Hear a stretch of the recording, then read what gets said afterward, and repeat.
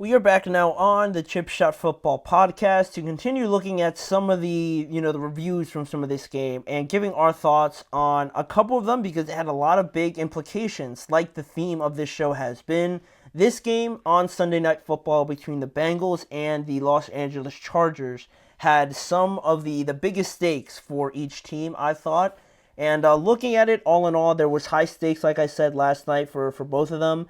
Mainly because they're competing against each other for one of the final wild card spots in the AFC. I think right now where things stand, like I said before, the Chargers moved up to the 5th seed now with that victory, but the Bengals now unfortunately dropped to the 10th seed, if you wanted to classify it like that, because of the loss. So this game, the loss was devastating for the Cincinnati Bengals, obviously. I felt that they gave another game away, in all honesty. They, but I don't even know how to explain it, because of the fact that Jamar, the offense really is having a great year. Joe is first in a lot of statistical categories, and yesterday he put on a great performance. Really, the second half was great by the Bengals to come all the way back.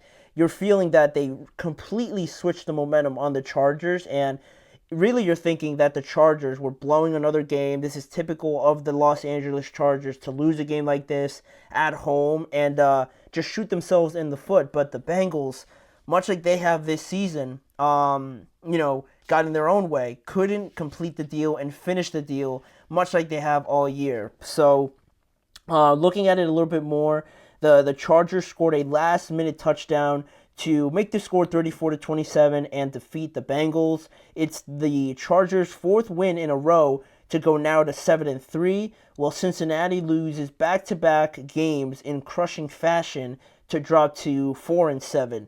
Now in 10th place, like I said, in the AFC. The win and the Baltimore loss, like I said, moves the Chargers up to the 5th seed, and the Bengals just drop even further down. Also, looking at the totality of it all, right, for the Bengals and talking about these one-score games and bringing up the Steelers, right, how Joe Burrow threw 9 touchdowns against this Ravens defense and they managed to lose both games, where yesterday we saw the Steelers not score a single touchdown and still beat the Ravens all in all. It just adds on to this narrative for the Bengals. So the one-score games do not fall in their favor because this was Cincinnati's 6th loss by 1 touchdown or less, despite Joe Burrow playing at an MVP level. He's thrown for over 3,000 yards, 27 touchdowns, and only has 4 interceptions on the year. And somehow this team has 7 losses. It makes no sense at all. Jamar Chase is leading the league in, I know, receiving yards. He might lead it in receptions as well, or he might be close. He's having a phenomenal year, and it's been a year where this was the plan, sort of, right, for the Bengals, in a year where they didn't pay Jamar, and I guess that's the only thing not really working in their favor, because now Jamar is going to cost them a lot more. If instead they would have paid him at the beginning of this year, now he's probably going to cost like $5 million more per year based on the way that he's playing. But this, in terms of individual performances, this is how you wanted the year to go, right? Joe had another great year coming back from an injury, from last year's wrist injury, and playing out of his mind individually. Jamar Chase playing out of his mind as well. T. Higgins contributing. And Chase Brown is coming along as well. I know I mentioned Joe Mixon as a huge loss, and it still is, but I thought Chase Brown has played a lot better as well. But even despite all of that, what you wanted to see personally from these guys, you're seeing it, but the ultimate overall goal, the outcome, has not really been there. And, it's hard to point out why that is. And, Cincinnati's offense almost won them this game alone. I feel like they almost always do recently, or just overall in this year. It's always been the offense that keeps them alive. Joe makes a crazy throw. The offense is just always humming. But the defense or special teams or anything like that usually something just crazy happens, unlikely happens, and you're thinking, what's it going to take for the Ravens to win one of these games? And we haven't gotten the answer. We don't know, because they've lost 6 of their 7 losses have been by 1 touchdown or less. The only game they lost by more was to the Eagles, and that was a fair loss. But all these other games, you could make an argument that they could have won like almost all of these games, honestly. But their offense almost came back and completed a comeback down 21 points at halftime at one point, but they just couldn't finish again. And in terms of the performances in this game individually, Joe Burrow, another great game. Specifically just in this game, he had 356 passing yards, 3 touchdowns, a quarterback rating of 98.4. Chase Brown had 86 yards on 22 carries. He continues to improve as the season goes on. T. Higgins, I didn't even know he had this good of a game. He had 9 receptions, 148 yards, and a touchdown. Jamar Chase added 2 touchdowns and 75 receptions as well. So all of their big hitters, their heavy hitters, did everything you could have asked for in this game, where on the other side, for the Chargers, not really an awful game. I mean, Justin Herbert had a quarterback rating of 94, pretty much right there with Joe Burrow. He was playing very well. 297 yards, 2 touchdowns. J.K. Dobbins had 56 yards, 2 touchdowns as well. And Ladd McConkey, a quiet nominee for Offensive Rookie of the Year. He's not going to win it. It's probably going to go to Jaden Daniels, but Ladd McConkey, even Bo Nix too, I've heard some people mention him, and he's been playing better as well. But Ladd McConkey, 6 receptions for 123 yards for a team that didn't have a wide receiver one established coming into this year. For Ladd McConkey to come in and take that role and I think just grow into it more and more as the season goes on is, again, everything you could have asked for, and something so unlikely for him just to gain confidence more and more each week. That's awesome to see for the Chargers. And I know they're going to add more weapons as, the years go on.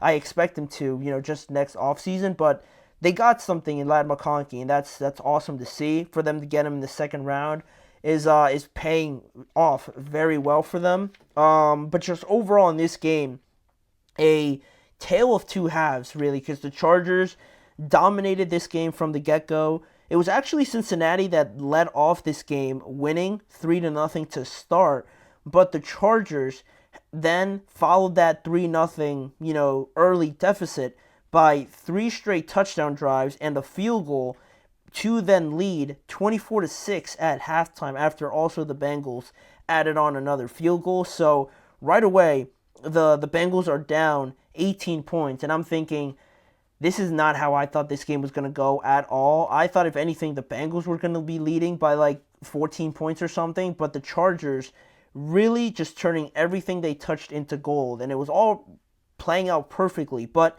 then the second half starts, and we have a reverse of what happened in the first half, because the Chargers take a 3-0 lead, technically in the second half, and they add 3 points. So now they're leading 27-6, much like the Bengals were leading 3-0 by getting the first points in the first half. Then Cincinnati then go and score 3 touchdowns in a row, much like the Chargers did, and before you know it, it's 27-27. They forced a couple punts there. They turned the ball over, or they forced a turnover, I should say, when they made Justin Herbert fumble, and in just a blink of an eye, it's 27-27 again. They made it 27-27 when they scored their last touchdown to start the fourth quarter. And the fourth quarter really was anybody's game. There was punts, there was missed opportunities. The Chargers really couldn't get anything going.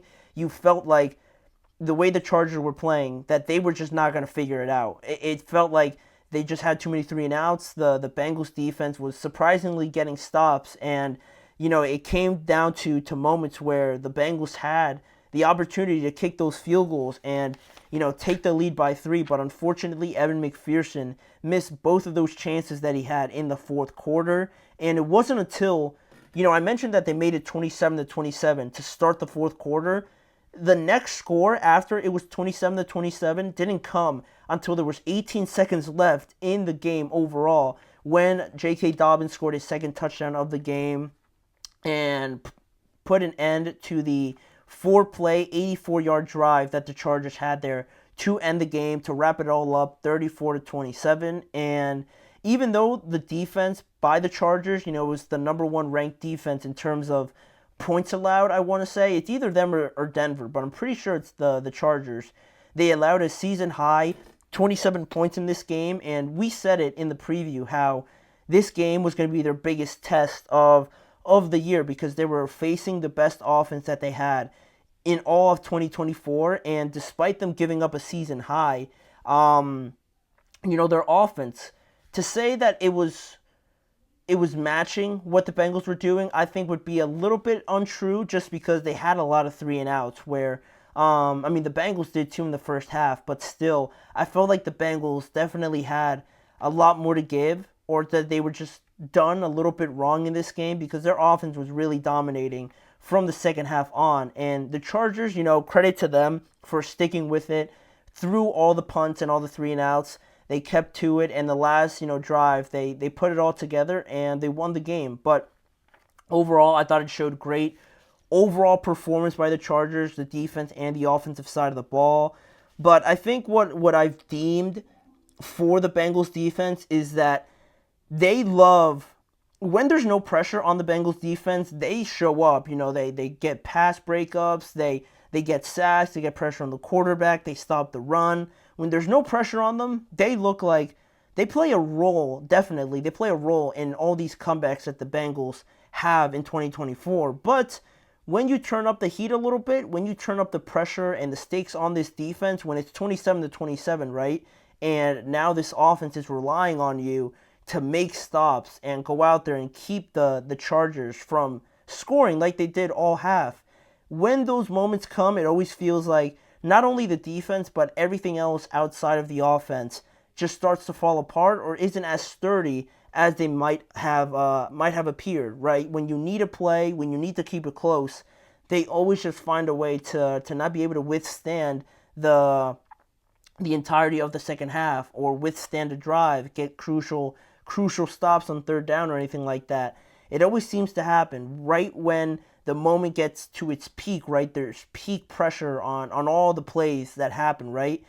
Once that happens, once we enter into that realm, I feel like the Bengals defense and the special teams operations don't really live up to the standard that we see from the Bengals offense. And it's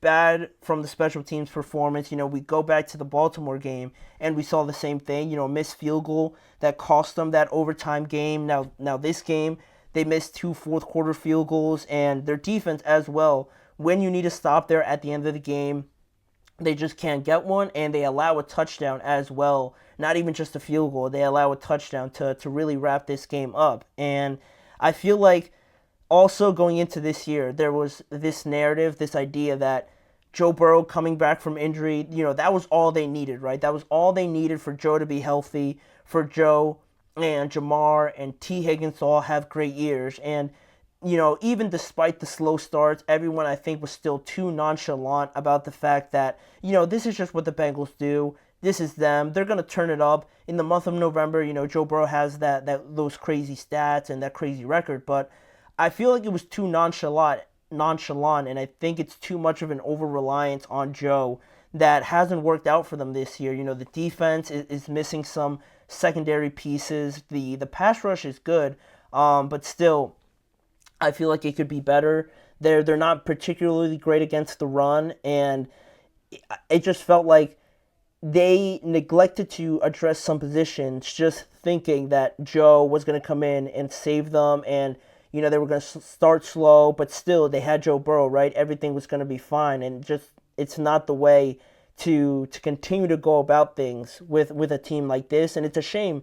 It's a shame because Joe is playing great. He should be in conversations for the MVP. The Bengals should have a better record than they do, but they're 4-7 now for a lot of their own wrongdoings and their own mistakes as well, which hurts the most. And I think that frustration, if it hasn't shown already, it's shown just after the game yesterday, where you had Jamar Chase talking about it, talking about the play calling a little bit, telling the reporters to go ask Zach Taylor about it. And it's all true. What he said about Evan McPherson too, I'm sure is going to get some attention because he said, Evan McPherson just has to make those because they paid him to make those kicks, which is true, but you don't really hear people talk about it so straightforward. So it's just the frustrations, right? For the kind of season that he's having, same thing with Joe.